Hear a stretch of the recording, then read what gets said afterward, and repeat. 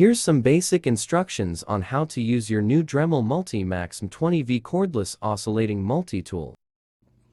Press the on button to see the battery level. Slide the battery onto the charger to charge. A blinking light means it's charging. A solid light means it's done charging.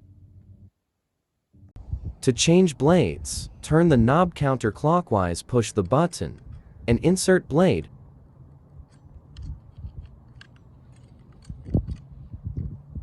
Turn the knob clockwise to tighten.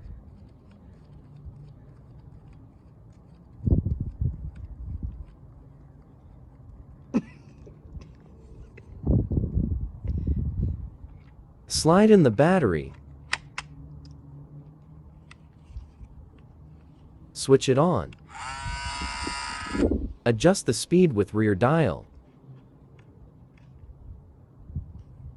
Use it to cut, scrape, and sand.